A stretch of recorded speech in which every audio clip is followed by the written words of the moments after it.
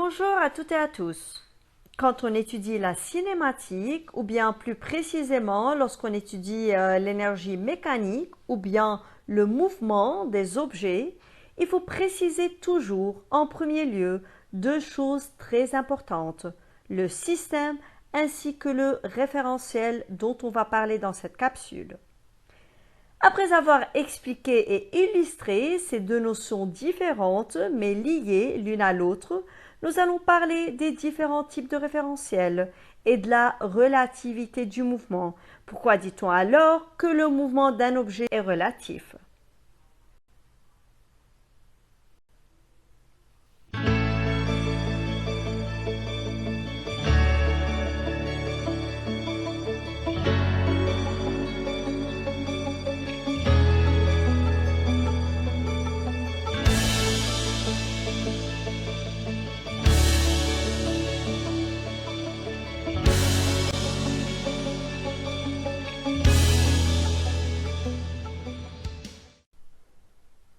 Pour commencer, la cinématique est l'étude purement descriptive du mouvement d'un système. On ne s'intéresse pas alors aux causes du mouvement. Mais en premier lieu, qu'est-ce qu'un système? Le système est en fait l'objet ou bien un ensemble d'objets reliés entre eux dont on étudie le mouvement. Par exemple, nous voulons étudier le mouvement d'un parachutiste lors de sa chute. Que pensez-vous ici? Qui est le système dans ce cas-là? C'est sûrement le parachutiste. Ou bien disons, on étudie le mouvement d'une voiture sur l'autoroute. C'est la voiture qui est le système étudié dans ce cas. Dans cette figure, nous voulons étudier le mouvement de la personne portant une chemise blanche avec une cravate bleue sur l'escalier roulant. Le système étudié est cette personne-là. Savez-vous maintenant comment peut-on modéliser un système et pourquoi modélise-t-on un système? Au début, à très bien savoir que lorsqu'un système se déplace, tous les points qui le constituent sont également en mouvement. L'étude du mouvement de l'objet peut devenir alors rapidement très complexe. Pour simplifier alors, on réduit généralement cette étude à celle d'un point particulier du système mobile, appelé le point matériel, puisque l'on lui associe la masse du système. Le cas par exemple d'un ballon ou bien d'une balle, le point choisi pour modéliser le mouvement est son centre. Voilà, mais le modèle du point matériel ne prend pas en considération ni la géométrie de l'objet, ni ses éventuelles déformations ou bien rotations. Il permet toutefois de décrire le déplacement global de cet objet. Par exemple, pour un marteau qui tourne sur lui-même au cours de son mouvement, le réduire à un point fait en fait perdre l'information de l'existence de cette rotation.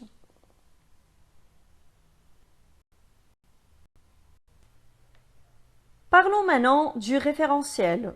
Le référentiel d'étude est l'objet de référence par rapport auquel on étudie le mouvement du système. En général, un référentiel peut être constitué soit d'un solide, ça peut s'agir aussi bien d'un simple objet comme une table, que d'un moyen de transport comme un train ou bien un bateau, ou même d'un astre comme une planète. Ça peut être aussi constitué d'une partie d'un solide, par exemple comme les marches d'un escalier ou bien l'aiguille d'une horloge. Ça peut aussi être constitué d'un ensemble de points immobiles les uns par rapport aux autres. Voilà alors, on associe normalement au référentiel un repère d'espace et un repère de temps. Premièrement, pour le repère d'espace, ça doit être constitué de 3 axes pour un mouvement à 3 dimensions ou bien de 2 axes pour un mouvement à 2 dimensions. Et pour le repère de temps, c'est une horloge que tous les observateurs déclenchent en même temps. Pour récapituler, alors, un référentiel, ça permet tout simplement de repérer la position d'un système et d'étudier son mouvement.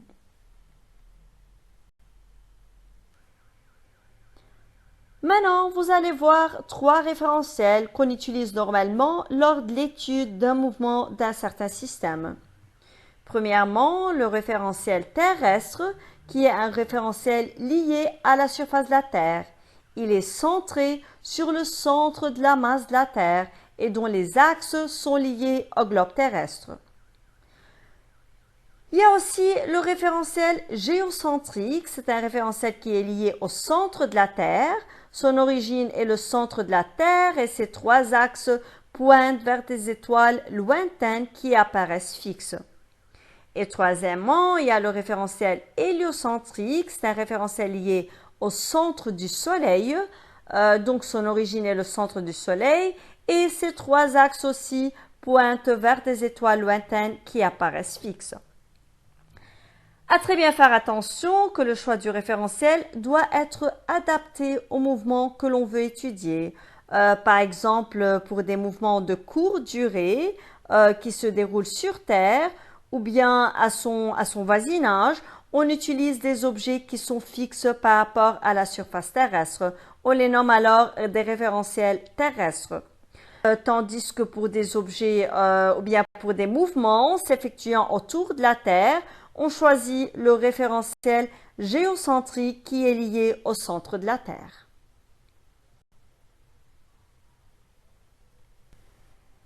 Relativité d'un mouvement. Pour illustrer cette notion, nous allons prendre l'exemple suivant. Considérons un bus, il y a le chauffeur devant, il y a la personne 1, c'est un lecteur qui est assis dans le bus. Il y a la personne B aussi dans le bus, mais qui est en train de reculer. Elle bouge dans le bus. Elle recule vers la fin du bus. Il y a aussi la personne C qui est située sur le quai. Premièrement, dans le référentiel lié au passager C qui est situé sur le quai, le lecteur A est en train de s'éloigner. Donc, A est en mouvement par rapport à C. Autrement dit, A est mobile par rapport à C. Tandis que dans le référentiel lié par exemple au chauffeur du bus, le lecteur A est immobile. Donc, nous pouvons sûrement dire que la notion de mouvement est relative au choix du référentiel d'étude, ou bien autrement dit, la description du mouvement dépend du référentiel d'étude choisi. Prenons un autre exemple, considérons une personne A qui est à côté d'un tapis roulant qui avance et deux personnes B et C qui sont debout sur le tapis roulant. Étudions le mouvement de la personne B. Par rapport à A, la personne B est en train de s'éloigner, donc B est en mouvement, B est mobile par rapport à A. Tandis que par rapport à C, B est immobile puisque les deux sont debout sur le même tapis roulant qui leur avance. Donc B est considéré comme immobile par rapport à C.